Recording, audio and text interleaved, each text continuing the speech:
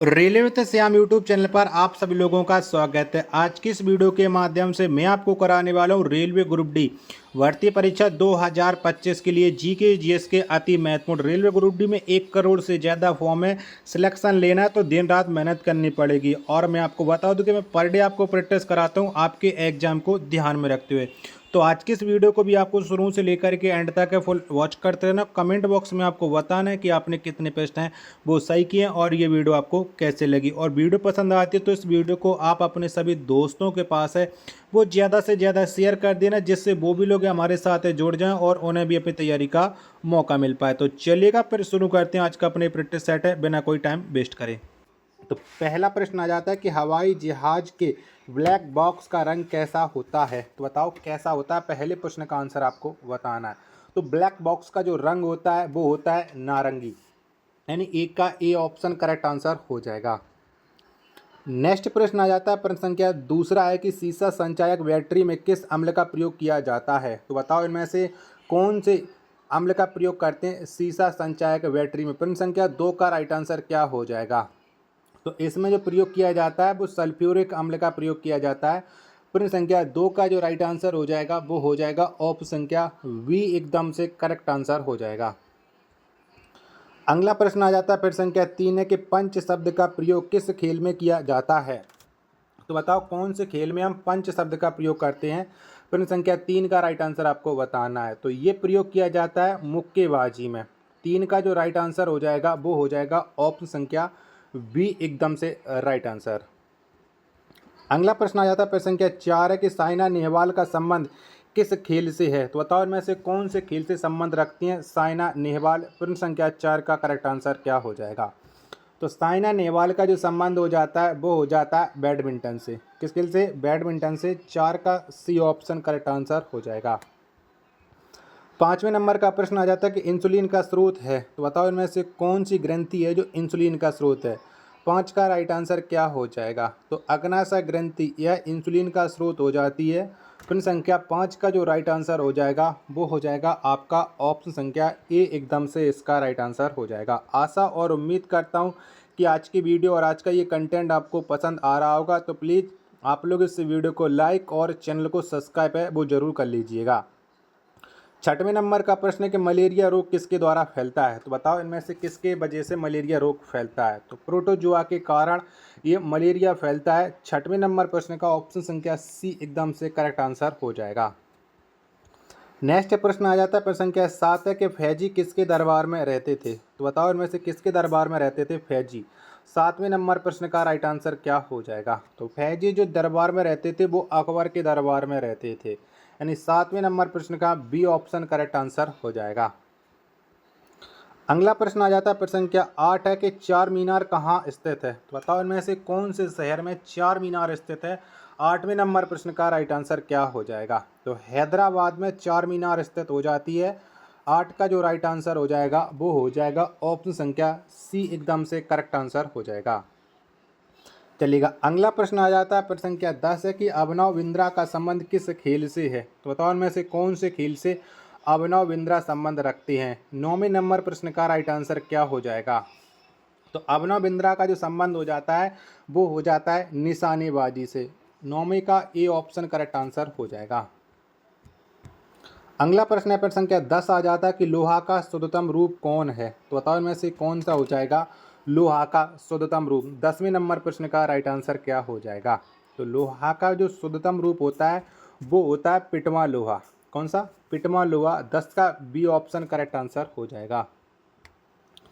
अगला प्रश्न प्रश्न संख्या 11 आ जाता है कि मलेरिया रोग शरीर के किस अंग को प्रभावित करता है। तो बताओ इनमें से कौन से अंग को मलेरिया प्रभावित करता है। 11 नंबर प्रश्न का राइट आंसर क्या हो जाएगा। तो मलेरिया से जो अंग प्रभावित होता है वो होता है तिल्ली।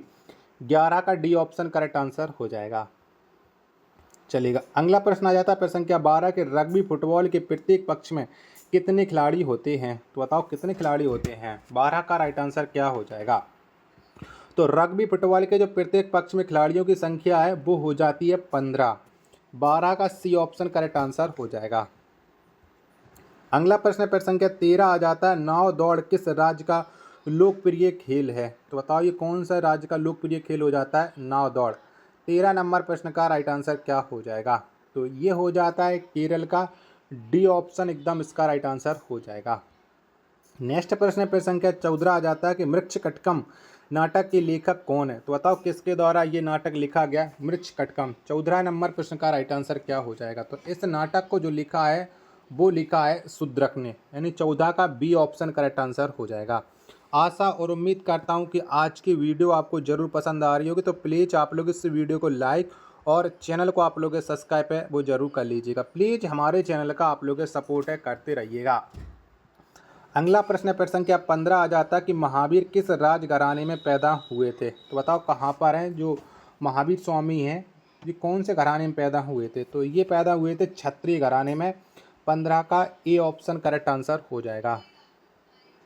अगला प्रश्न आ जाता है प्रश्न संख्या 16 है, गुरु गोविंद सिंह का जन्म कहाँ हुआ था? तो बताओ इनमें से कौन से शहर में गुरु गोविंद सिंह का जन्म हुआ था? 16 नंबर प्रश्न का राइट आंसर आपको देना है। तो इनका जो जन्म हुआ था वो पटना साहिब में हुआ था। 16 का सी ऑप्शन करेक्ट आंसर हो जाएगा। अगला प्रश्न आ जाता है प्रश्न संख्या 17 कि थॉमस कप का संबंध किस खेल से है? तो बताओ इनमें से कौन से खेल से थॉमस कप का संबंध होता है? 17 नंबर प्रश्न का राइट आंसर क्या हो जाएगा? तो इनका संबंध हो जाता है बैडमिंटन से। 17 का बी ऑप्शन करेक्ट आंसर हो जाएगा। अगला प्रश्न आ जाता है प्रश्न संख्या 18, बास्केटबॉल खेल में प्रत्येक पक्ष में कितने खिलाड़ी होते हैं? बताओ बास्केटबॉल में कितने खिलाड़ी होते हैं एक टीम में? 18 नंबर प्रश्न का राइट आंसर क्या हो जाएगा? तो इसमें खिलाड़ियों की संख्या हो जाती है 5। 18 का सी ऑप्शन करेक्ट आंसर हो जाएगा। चलेगा। अगला प्रश्न आ जाता है प्रश्न संख्या 19 है, इकेबाना क्या है? तो बताओ इनमें से क्या हो जाता है इकेबाना? 19 नंबर प्रश्न का आंसर आपको बताना है कि 19 का राइट आंसर क्या हो जाएगा? तो इकेबाना फूलों की सजावट की एक जापानी पद्धति हो जाती है। 19 नंबर प्रश्न का सी ऑप्शन करेक्ट आंसर हो जाएगा। नेक्स्ट प्रश्न पर संख्या 20 आ जाता है कि रण छोड़ शब्द किससे संबंधित है? तो बताओ इनमें से कौन से नेता से संबंध रखता है ये रण छोड़? 20 का राइट आंसर क्या हो जाएगा? तो इसका संबंध हो जाता है मोरारजी देसाई से। डी ऑप्शन करेक्ट आंसर हो जाएगा। वीडियो पसंद आ रही होगी तो प्लीज़ आप लोग इस वीडियो को लाइक और चैनल को आप लोग सब्सक्राइब है वो ज़रूर कर लीजिएगा, और कमेंट बॉक्स में बताइएगा कि आपने अब तक के कितने प्रश्न हैं वो सही कर लिए हैं। 21 नंबर का प्रश्न आ जाता है, कबड्डी खेल के दोनों पक्ष में कितने कितने खिलाड़ी होते हैं? तो बताओ कितने खिलाड़ी होते हैं कबड्डी टीम में? 21 नंबर प्रश्न का राइट आंसर क्या हो जाएगा? तो यहाँ पर खिलाड़ियों की जो संख्या होती है वो होती है 7। 21 का डी ऑप्शन राइट आंसर हो जाएगा। 22वें नंबर का प्रश्न आ जाता है कि भारत में कहवा का सबसे अधिक उत्पादन किस राज्य में होता है? तो बताओ कौन से राज्य में सबसे अधिक कहवा का उत्पादन किया जाता है? 22वें नंबर प्रश्न का करेक्ट आंसर क्या हो जाएगा? तो ये किया जाता है कर्नाटक में। डी ऑप्शन एकदम राइट आंसर हो जाएगा। 23वें नंबर का प्रश्न आ जाता है कि हाइड्रोक्लोरिक ब्रेक किस सिद्धांत पर कार्य करता है? तो बताओ में से कौन से सिद्धांत पर ये हाइड्रोलिक ब्रेक काम करता है? 23 नंबर प्रश्न का राइट आंसर क्या हो जाएगा? तो ये पास्कल के सिद्धांत पर कार्य करता है। 23 का ए ऑप्शन करेक्ट आंसर हो जाएगा। अगला प्रश्न आ जाता है प्रश्न संख्या 24 है कि भारत का सबसे बड़ा प्राकृतिक बंदरगाह कौन है? तो बताओ इनमें से कौन सा है जो भारत का सबसे बड़ा है और वो प्राकृतिक बंदरगाह है? चारों ऑप्शन आपकी स्क्रीन पर शो रहे हैं। तो ये हो जाता है मुंबई। 24 का बी ऑप्शन करेक्ट आंसर हो जाएगा। नेक्स्ट प्रश्न आ जाता है प्रश्न संख्या 25 है, हैजा रोग फैलता है? तो बताओ किससे फैलता है हैजा रोग? 25 नंबर प्रश्न का आंसर आपको देना है कि 25 का राइट आंसर क्या हो जाएगा? तो हैजा रोग है ये गंदे पानी से फैलता है। किससे? गंदे पानी से। 25 का बी ऑप्शन करेक्ट आंसर हो जाएगा। नेक्स्ट प्रश्न पर संख्या 26 है कि भारतीय समाज सेवा की स्थापना किसने किया था? यानी सर्वेंट्स ऑफ इंडियन सोसाइटी की स्थापना किसके द्वारा की गई थी? ये आपको बताना है। 26 का राइट आंसर। चारों ऑप्शन आपकी स्क्रीन पर शो रहा है। तो गोपाल कृष्ण गोखले के द्वारा ये सर्वेंट्स ऑफ इंडिया सोसाइटी की स्थापना की गई थी। 26 का सी ऑप्शन करेक्ट आंसर हो जाएगा। अगला प्रश्न पर संख्या 27 आ जाता है कि डूरंड कप का संबंध किस खेल से है? तो बताओ में से कौन से खेल से ये डूरंड कप संबंध रखता है? 27 का आंसर बताना है कि 27 का राइट आंसर क्या हो जाएगा? तो डूरंड कप का जो संबंध हो जाता है वो फुटबॉल से हो जाता है। 27 का डी ऑप्शन करेक्ट आंसर हो जाएगा। आशा और उम्मीद है कि आज की वीडियो और आज का ये कंटेंट आपको ज़रूर पसंद आ रहा होगा। तो प्लीज़ आप लोग इस वीडियो को लाइक और चैनल को आप लोग सब्सक्राइब करना बिल्कुल ना भूलें। चलेगा। अगला प्रश्न है प्रश्न संख्या 28 आ जाता है कि भारत में दक्षिणी पश्चिमी मानसून कब समाप्त हो जाती है। तो बताओ कब समाप्त हो जाता है भारत में दक्षिण पश्चिमी मानसून। 28 नंबर प्रश्न का राइट आंसर आपको बताना है कि 28 का राइट आंसर क्या हो जाएगा। तो ये सितंबर में समाप्त हो जाता है, बी ऑप्शन करेक्ट आंसर हो जाएगा। नेक्स्ट प्रश्न आ जाता है प्रश्न संख्या 29 किस वाद्य यंत्र पर सभी राग बजाया जाता है। तो बताओ इनमें से ऐसे कौन सा वाद्य यंत्र है जिस पर सभी राग बज जाते हैं। 29 नंबर प्रश्न का राइट आंसर क्या हो जाएगा। तो बांसुरी पर बजाए जाते हैं, ए ऑप्शन देने वालों का सबका करेक्ट आंसर हो जाएगा। नेक्स्ट प्रश्न है प्रश्न संख्या 30 आ जाता है आपके सामने, बाजार के नियम के प्रवर्तक किसे माना जाता है। तो बताओ इनमें से किस व्यक्ति को बाजार के नियम के प्रवर्तक के रूप में जाना जाता है। 30 का राइट आंसर क्या हो जाएगा। तो ये जॉर्ज बर्नार्ड शॉ माने जाते हैं। 30 का ए ऑप्शन करेक्ट आंसर हो जाएगा। चलिएगा अगला प्रश्न आ जाता है प्रश्न संख्या 31 आ जाता है कि बटरफ्लाई शब्द किस खेल से संबंधित है। तो बताओ इनमें से कौन से खेल से बटरफ्लाई का संबंध हो जाता है। तो बटरफ्लाई का जो संबंध हो जाता है वो तैराकी से हो जाता है। 31 का डी ऑप्शन करेक्ट आंसर हो जाएगा। 32 नंबर का प्रश्न है कि फ्यूज के तार किसका मिश्र धातु होता है।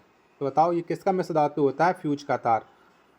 तो ये होता है टिन, तांबा, सीसा, ये तीनों का होता है फ्यूज का तार। 32 का जो राइट आंसर हो जाएगा वो हो जाएगा ऑप्शन संख्या डी, एकदम से राइट आंसर हो जाएगा। चलिएगा 33 नंबर का प्रश्न आ जाता है कड़म मल्लेश्वरी का संबंध किस खेल से है। तो बताओ इनमें से कौन से खेल से संबंध रखती हैं कड़म मल्लेश्वरी। 33 नंबर प्रश्न का राइट आंसर क्या हो जाएगा। तो भारोत्तोलन से कड़म मल्लेश्वरी का संबंध हो जाता है। 33 का जो राइट आंसर हो जाएगा वो हो जाएगा ऑप्शन संख्या बी, एकदम से करेक्ट आंसर हो जाएगा। 34वें नंबर का प्रश्न आ जाता है कंप्यूटर की प्रथम भाषा कौन है। तो बताओ इनमें से कौन सी हो जाती है कंप्यूटर की प्रथम भाषा। 34 नंबर प्रश्न का आंसर आपको बताना है। तो ये हो जाती है फोर्टोन। 34 का सी ऑप्शन राइट आंसर हो जाएगा। आशा करता हूँ वीडियो आपको जरूर पसंद आ रही होगी। तो प्लीज़ वीडियो को लाइक और चैनल को आप लोग सब्सक्राइब जरूर कर लीजिएगा। प्लीज़ सपोर्ट करते रहिएगा। 35 नंबर का प्रश्न आ जाता है कि दूध में कौन सी शर्करा पाई जाती है। तो बताओ कौन सी शर्करा पाई जाती है दूध में। तो लैक्टोज जो शर्करा है ये दूध में पाई जाती है। 35 का डी ऑप्शन करेक्ट आंसर हो जाएगा। नेक्स्ट प्रश्न आ जाता है प्रश्न संख्या 36 कि स्टीम इंजन का निर्माण किसने किया था। तो बताओ किसके द्वारा स्टीम इंजन का निर्माण किया गया था। 36 का राइट आंसर क्या हो जाएगा। तो ये किया था जेम्स वाट ने स्टीम इंजन का निर्माण। 36 का ए ऑप्शन करेक्ट आंसर हो जाएगा। अगला प्रश्न है प्रश्न संख्या 37 आ जाता है कि एसेज कप का संबंध किस खेल से है। तो बताओ कौन से खेल से ये एसेज कप संबंध रखता है। 37 नंबर प्रश्न का राइट आंसर क्या हो जाएगा। तो ये हो जाता है क्रिकेट से। डी ऑप्शन 37 का करेक्ट आंसर हो जाएगा। 38 नंबर का प्रश्न आ जाता है आपके सामने कि मध्यम मार्ग के प्रतिपादक कौन हैं। तो बताओ इनमें से कौन से व्यक्ति हैं जो मध्यम मार्ग के प्रतिपादक के रूप में जाने जाते हैं। 38 का राइट आंसर। तो ये जाने जाते हैं Gautam Buddha. D option correct answer हो जाएगा।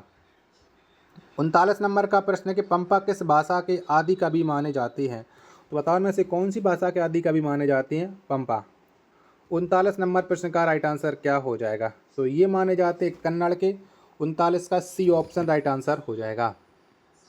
प्रश्न संख्या 40 और अंतिम प्रश्न आ जाता है आज के सेट का कि एक बैरल में कितने लीटर होते हैं। तो बताओ कितने होते हैं। 40 का राइट आंसर क्या हो जाएगा।